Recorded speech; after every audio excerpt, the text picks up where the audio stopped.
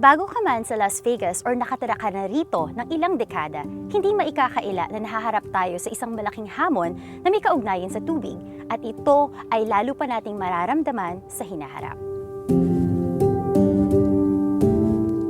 Tayo ngayon ay nasa masasabing tagtuyot na hindi natin maaasahang hihinto o magbabago sa malapit na hinaharap. Ang mainit at tuyot na klima ay senyales ng pagbabawas ng niebe sa Colorado Rockies. Ibig sabihin, mas kaunti na ang tubig na dumadaloy papunta sa Colorado River at Lake Mead. Kamakailan lang, ang gobyernong federal ay nag-anunsyo na may pagkukulang na sa tubig ang Colorado River, ang ating pangunahing pinagkukunan ng tubig na maiinom. Ibig sabihin, makakuha ang Southern Nevada ng mas kaunting tubig sa 2022, mga 7 bilyong kulang kumpara noon. Ang Southern Nevada Water Authority ay naghanda na para rito mula pa noong simula ng tagtuyot. Kami po ay nagpatupad ng isa sa mga pinaka-agresibong programa para mapangalagaan ang tubig sa bansa, katulad ng paghihigpit sa paggamit ng tubig na nagbabago batay sa panahon at pag-alok ng pera sa mga customer kapalit ng isang water-smart landscaping imbes na regular na damuhan.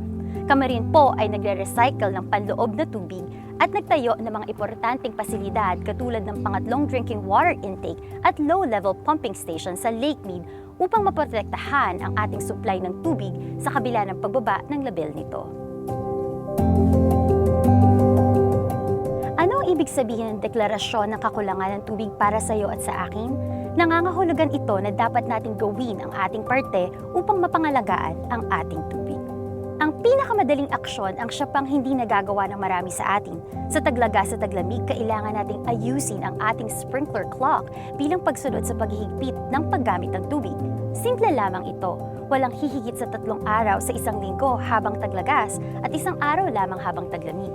Kung ang bawat tao sa ating komunidad ay susunod sa pagbabago ng kanilang orasan at magdidilig lamang ng kanilang landscape sa nakatalaga nilang araw, tayo ay makatitipid ng mahigit sa 7 bilyong galong tubig. Ito ang kabuuan ng ating pagkukulang sa tubig sa darating na 2022. Sa usapang patubig para sa outdoor landscape, ang damuhan ay ang siyang pinakamalaking tagahigop ng tubig sa ating komunidad. Hindi ang mga strip resorts, golf courses, or mga parke.